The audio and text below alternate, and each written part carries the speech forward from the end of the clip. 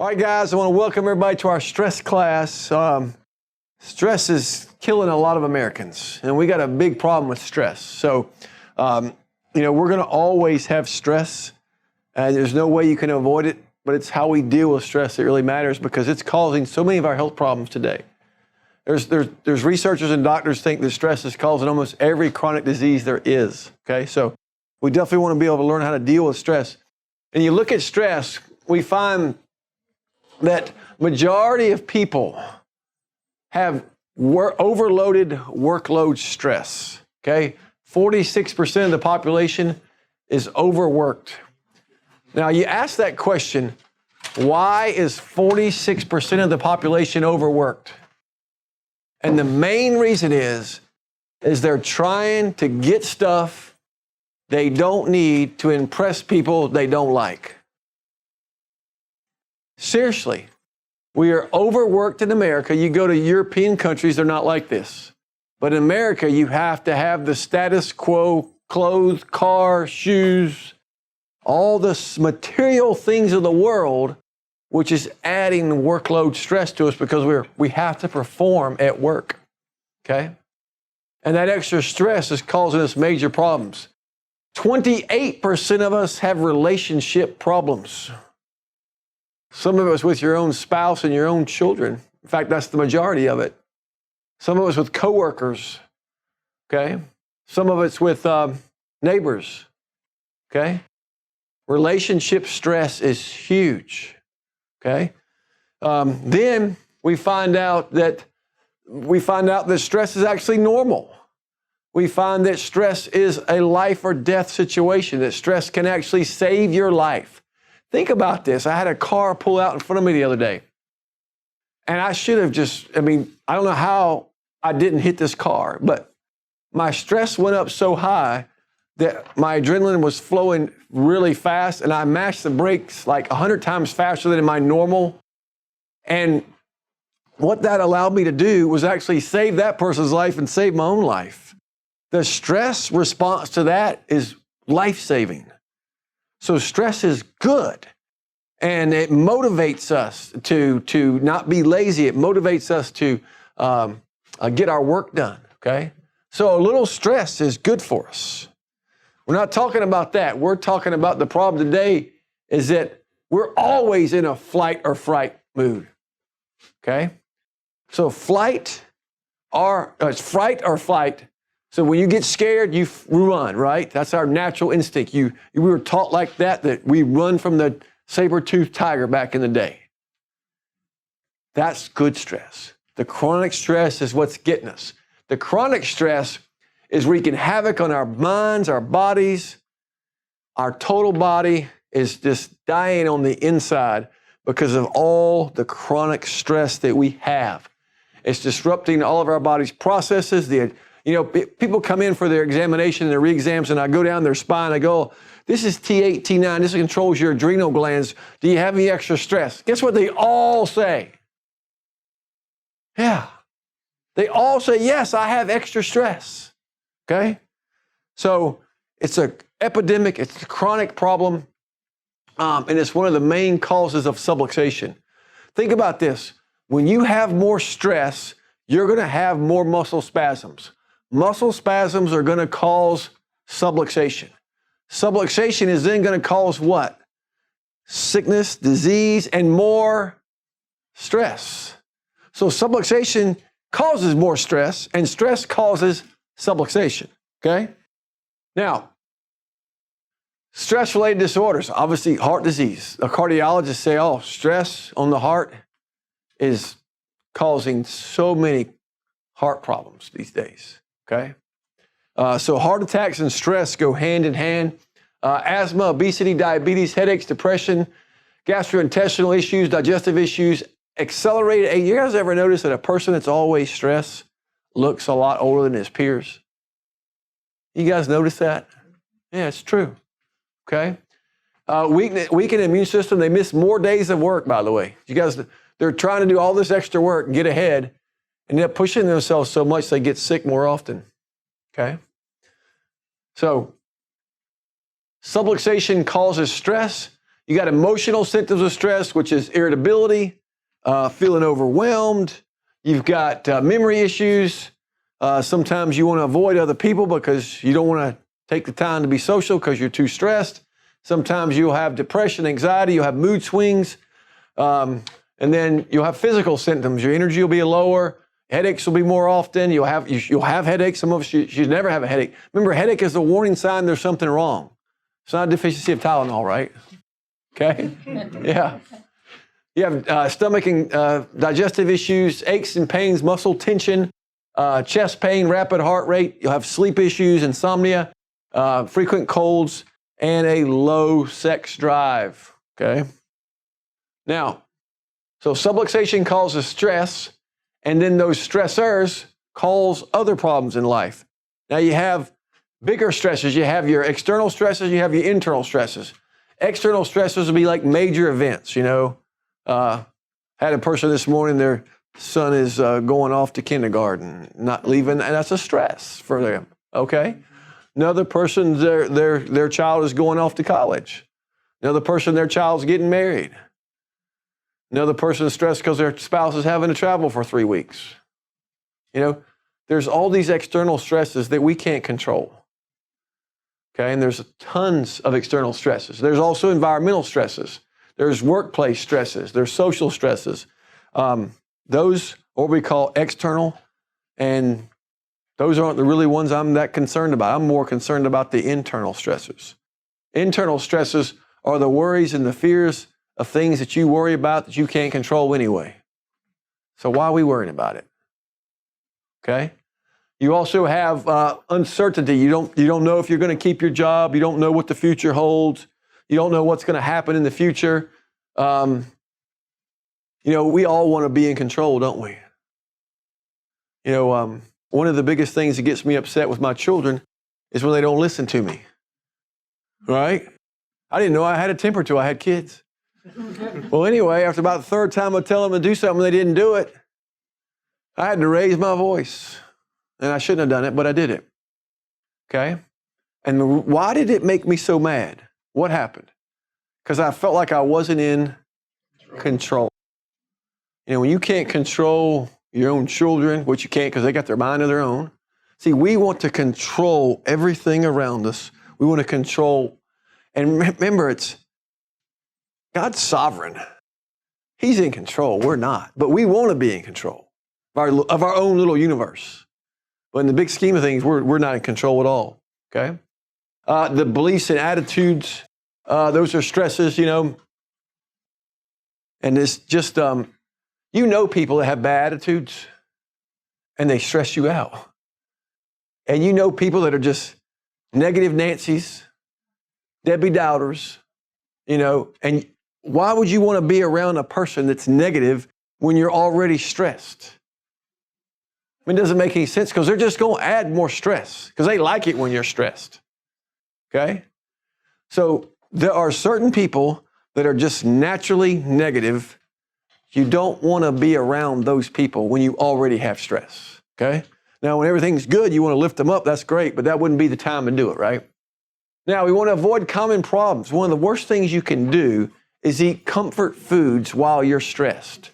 Oh, we all go to Starbucks and we get the muffins and the pastries and all that caffeine to try to make ourselves feel better. And it may temporarily, but it actually makes you worse. Okay, we want to avoid those comfort foods because that's just going to create more digestive problems, more cravings, because as soon as that sugar level drops down, your body's going to want to have more sugar. Okay, so we avoid those common problems of trying to eat the comfort foods. Now, the steps of dealing with stress. Number one, you got to recognize it. Us macho men like Herb here, we don't want to admit that we have stress. We want to think, oh, I can handle it. That's how I am. Okay? Sometimes my wife asks her, Mommy, what are you stressed about? I'm like, I don't know. Let me think about it. And then I remembered, so-and-so was rebelling against my authority. Whatever. It doesn't matter. Dog, messed up in the house. Cat scratched the chair. I mean, it's always something, right? So it doesn't really matter, but it does matter that we recognize the stress, because you can't deal with a problem unless you realize you got it. And I'm telling you, as a man, I have trouble recognizing it. I want to avoid it. I want to pretend it's not there. That just makes it worse, okay? Women are very good at recognizing their stresses, very good. And I'll come home and she'll say, honey, we need to talk. I'm okay, let's have it, right? Because if we don't solve it then, it's going to be worse later, right? But women are really good. And hey, let's solve this problem. A man's going to naturally want to push the problem away and pretend it didn't happen. That's what he's going to naturally want to do. So this is a key step for a man, is to recognize it. Second thing we need to do is we need to take it to prayer, because there's so many things that we can't control, but God can control. Prayer, meditation has been proven to reduce stress. Harvard, Duke, Toronto universities have proven it. Just 15 minutes a day will help reduce your stress to prolong life, 5 to 10 years, they're saying, for people who pray and meditate regularly. So why would we want to do more of that? Especially when you're stressed, right? So the more stress you have, the more prayer and meditation, Bible study we need, okay? So those are key, is that, remember, God's bigger than the problem. You can't control it anyway. It's out of your hands. Because if it was in your control, you wouldn't be stressed about it, right? So you put it in God's hands and you say, God, you're bigger than me. This is a little teeny problem for you. You handle it, okay? And then you pray for wisdom. You pray for discernment on what he wants you to do to help the problem move along in the right direction. Because we don't want to avoid it, right? We're asked for wisdom. What can we do to solve this problem, okay? And what's one of the cool things about it is when you get into God's word, he will speak to you. The living word comes alive. He'll speak to you through the word and sometimes tell you exactly what to do. So it's one of the biggest ways to reduce stress: prayer, meditation, and Bible study. Deep breathing. It's been huge on reducing stress. When you deep breathe, physiologically, it's been proven that when you deep breathe, it just naturally lowers your blood pressure almost instantly, okay? So everybody do this. Take a deep breath in. Now, when you take the deep breath in, hold that breath. So count how many times it takes you to do the deep. Most people it takes about 3 or 4 seconds. So let's say it takes you 4 seconds. So you're going to 4-second inhale. Then you're going to do a hold for 2 times that. So you hold that breath for 8. And then you slowly exhale for 3 times that, which will be 12. Okay, do one of those deep breathing cycles, and after the cycle of that one cycle, you will already notice a feeling of less stress. It's that fast. Okay? Now, it's not permanent. So that's why you want to go through cycles of deep breathing. My favorite time to do deep breathing is in the morning when I'm doing my stretching. Okay? Okay, so first thing in the morning, I try to do that to build. See, what I'm trying to do is I'm trying to build up value in my health account, because I know the stress is coming and I want to make sure that I've got enough money in my account to make withdrawals. And when you don't have enough money in your account to make withdrawals and the stress comes, then what happens? And that's when you get the bigger problems, the heart diseases and the cancers and the bigger inflammatory diseases. So always going to keep a lot of value in our health account. Third thing we want to do is we want to make sure that when we do the deep breathing, we want to make sure that we also try to avoid those people that add stress to our life. And we want to make sure that we do exercise in a way that reduces the stress, okay? One of the best things we can do is we can reduce most of our heart rate when you do exercise. Just go for a nice little walk in the park or somewhere where it's beautiful. That will help reduce stress. And then high intensity interval training is even better than that, but I'll cover that in just a minute. The next thing we can do is we want to make sure that we're getting plenty of sleep when we're under stress. See, when you're stressed, you need more sleep, but many of us get less sleep during stress. So during stressful times, you want to get to bed a little earlier, and you want to try to fall asleep a little faster. Sometimes we can't because our mind is racing. So when you have those racing thoughts, you have a little pad by your bed, you write those thoughts down, okay? You do not watch TV before you go to bed. You read. Best thing to read to help you fall asleep is the Old Testament. It's long and it's boring, okay? It will put you out. And when you get to a verse that really means something to you, you just say that verse over and over until you fall asleep, okay? And that will help you so you don't wake up again later on.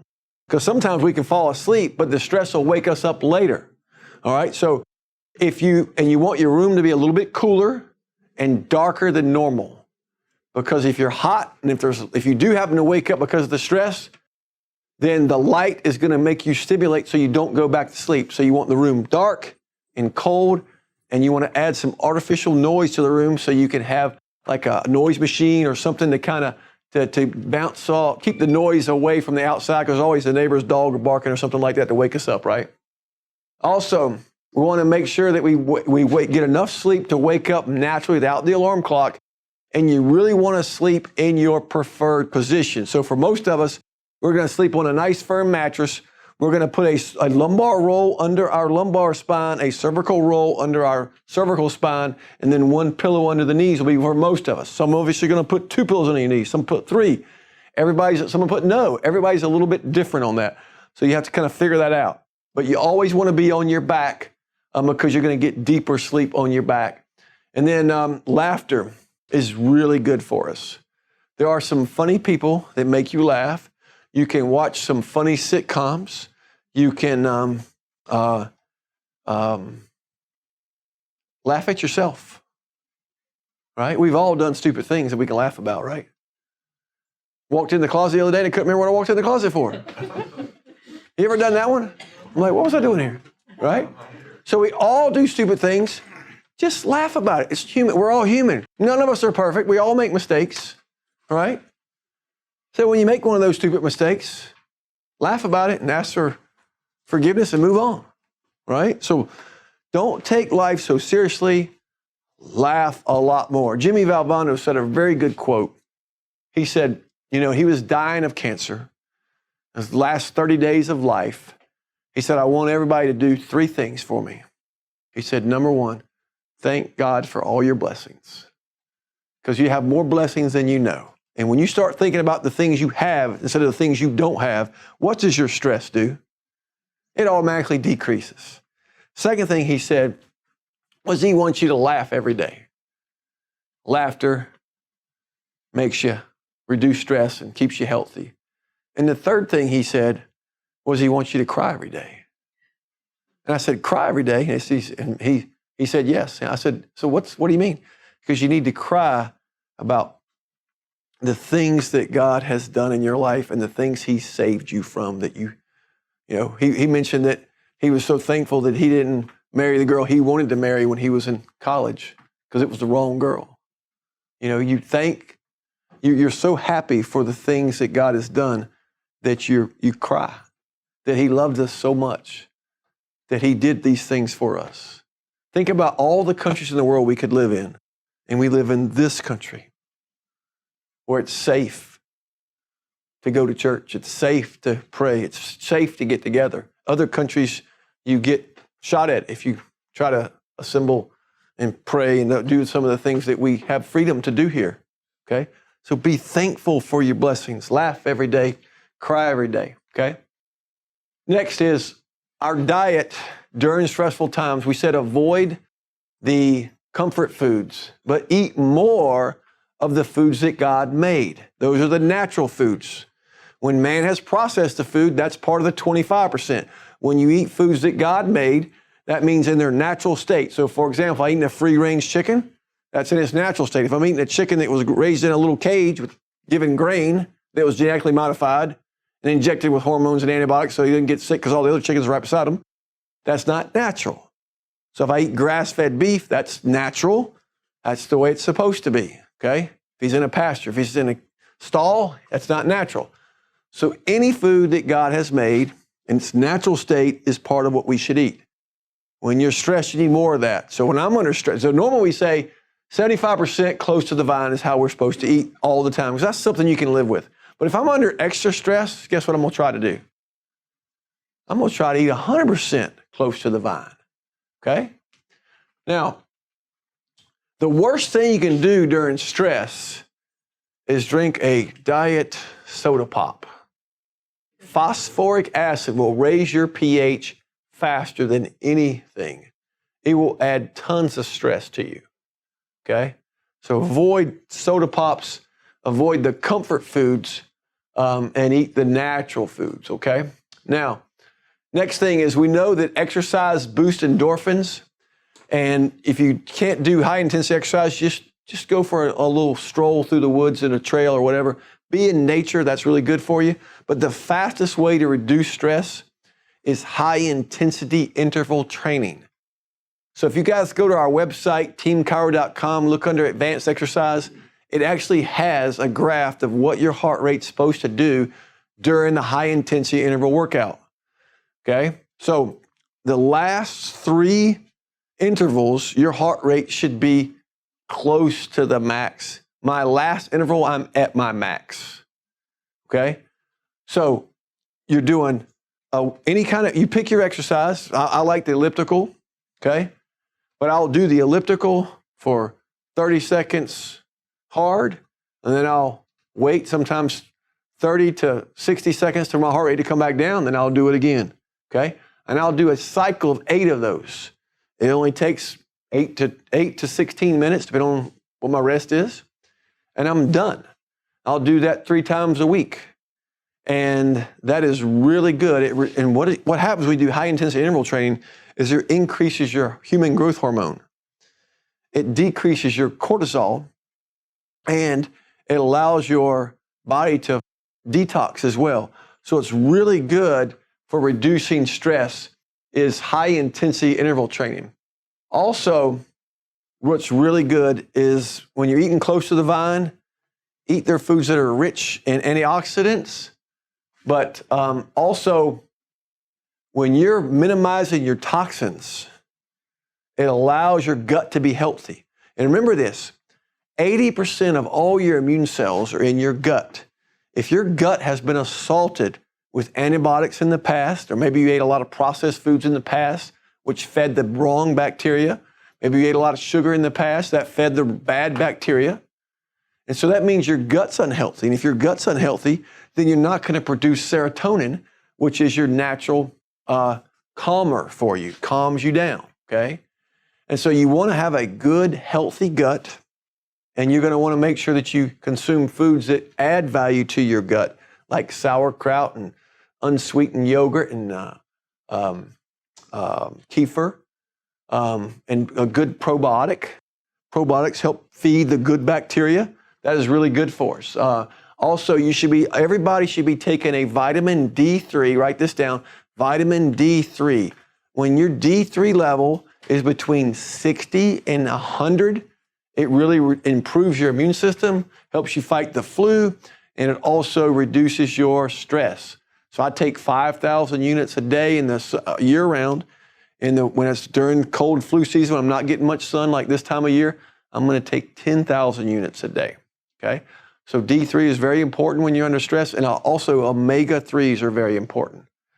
Omega-3s, we're all deficient of omega-3s, but make sure that your omega-3 level is nice and high. And another thing, when you get your blood test done, always check your A1C level. We want your A1C level to be 5.5 or below. That tells us an average of what your blood sugar is, okay? So it's very important, especially during stressful times, it tends to creep up a little bit. You want to keep it at below 5.5 so that when the stress comes, you don't go into the blood sugar level, which then creates inflammation, which then allows the inflammatory diseases to be more prevalent. What's your most common 2 inflammatory diseases? Heart disease and cancer. They all start with inflammation. So when you're doing these things right, you're grossly reducing your probability of heart disease and cancer, okay? Now, when you are stressed, should you get adjusted more often or less? A lot more, because stress causes subluxation, we said earlier. So people don't realize it because they don't have any pain from the stress. But the biopsychology tells us that stress creates more subluxation. In fact, I had a guy the other day came in with a big herniated disc in his low back. I said, what'd you do to do it? He goes, I didn't do anything. I said, what are you stressing about? He goes, oh, one of his kids, you know? So subluxation can come about real quickly from mental stress, just as fast as it can from doing something physically wrong. So it's a big, huge problem when you don't address your subluxations to correct the problem that's going to create a bigger problem down the road. And we cannot wait until we feel the neck pain, the back pain. We have to make sure that during stressful times, we know we're more subluxated. We may not feel it, but we're going to say, Doc, I'm stressed. Will you do an extra check on me? And I usually find something, okay? What's the most common places I see for people that are subluxated? Or they're stressed, I mean. Upper neck and adrenals. Adrenals are in the lower mid-back, upper neck, very top of the neck. Those are the two most common places I find that stress causes subluxation. Now, everybody remember that Dr. Chestnut quote that all sickness and disease can only come from two things, deficiencies and toxicities. Majority of Americans judge their health by how they feel. We know that's wrong because you don't feel subluxation, decompress 90% of the nerve, and you can adapt with poor posture. Saw a guy at church the other day. I said, I hadn't seen you in a long time. Where you been? He goes, oh, Doc, I'm feeling great. Thanks for all your work. I said, well, we didn't finish. We didn't correct it all yet. He goes, oh, don't worry. I'm good to go, Doc. So what did he do? As soon as he felt better, he assumed he was better. Then you get another patient. They feel great, okay? And they quit because they feel great. Another patient's been coming, 2 or 3 months. They don't feel any better yet. I go, what happened? Oh, it didn't work for me. Oh, wait, I didn't give you a 2-month recommendation. I told you it was going to take a long time. If it ain't going to work after 2 months, it ain't going to work. I said, no, that's not how it works. You see, we all make that mistake. We judge our health by how we feel. If it's not working fast enough or it's working too slow, we think it's not working. That's like, by the way, everybody's got stress. Everybody needs regular care because of the stress. And if it's taking longer to get someone better, it's because you got problems that have been there longer and your stress is higher. Doesn't mean you need less care. It actually means you need more care. So the worst thing they can do is go out and go to the primary care, get the pain pills, the antibiotics, get the anti-inflammatory, get the cortisone shot. You guys heard the other day what happens with the cortisone shot, right? We've always known cortisone shots destroy joint cartilage. What we just found out the other day is it actually causes osteonecrosis, which means it weakens and eats the bone up. So now they're blaming a lot of these people getting all these hip fractures from previous cortisone shots. So the worst thing we can ever do for our bodies is drug it up and shoot it up and then surgery it up. Because once you get one surgery, what happens 2 years later? They're going to recommend another because you're worse. Okay? So we don't want to go down that route. We want to make sure we go through these 6 essentials because we know that God made our bodies with a natural ability to heal itself as long as we give it the things it needs. And the most important thing it needs is proper nerve supply. The second thing it needs is it doesn't need toxins. And where are most of those toxins coming from? Side effects of medications that we're taking or our poor diet. Okay? That's where they're coming from. So, second thing, we want to make sure that we spend 15 minutes a day in meditation, prayer, Bible study. Second thing after that was physical stress. We're going to make sure we get adjusted regularly until our x-rays are corrected. Okay? We don't stop when we feel better. We stop when the x-ray is better. And then we do maintenance for how long? Yeah. I'm going to do chiropractic maintenance for the rest of my life. I'm going to pray for the rest of my life. I'm going to eat close to the vine for the rest of my life. This isn't temporary. This is the rest of my life. I'm going to do exercise at least 12 minutes a day, 6 days a week for the rest of my life. Nobody gets a free pass, okay? I'm going to make sure that I sleep naturally where I can wake up without the alarm clock for the rest of my life. I'm going to make sure I do a detox where I get rid of the chemical stress in my body by drinking 2 glasses of water first thing in the morning. Then I'm going to do a 10 to 28 day cleanse at least twice a year to get the toxins out of my body, because all sickness and disease can only come from deficiencies or toxicities. Everybody got it? Okay? So remember this, stress is normal. Stress creates subluxation, which then creates disease. So we're going to make sure that we do these steps to prevent subluxation from creating bigger problems. Okay? And we're going to make sure that we don't do the wrong thing. Because once you're under stress, what are most of us? Go to your doctor. What's he going to give you? A prescription for something that actually makes you worse in the long run. Right? Or you're going to turn to alcohol. And you drink 1 little glass of wine, and guess what? Then that stops working. Then what are you going to do? Then it's going to be 2 glasses of wine. Then it's going to be 3 glasses of wine. Right? And then you're going to need a little Percocet on top of that. Do you guys know one of the most common people in the drug rehab center is the white female middle class?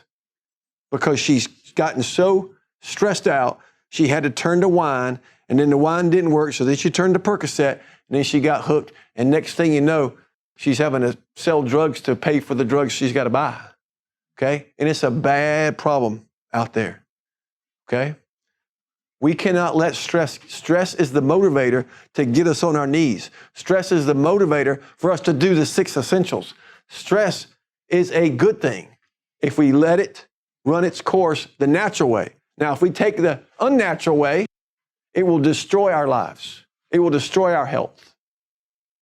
We're not going to let that happen, okay? And you guys know people that where stress is running them down the wrong path. Tell them. Invite them to come to one of our classes. Give them a gift certificate to come. Invite them to our lunch and learn or our dinner with the doc. There are so many people out there that don't know what you guys know. And we have to, if everybody just told 5 people, America wouldn't rank number 37 overall health. Right? So think of ways that you can save those people that you love the most, or the people that are the sickest, or people that are the most stressed. We'll come to your church. We'll come to your civic group. We'll bring lunch. This is something that we have to get out, and we need y'all to help us do that. Okay? Any questions about anything we just covered on stress tonight? Did y'all learn a little something? Wonderful.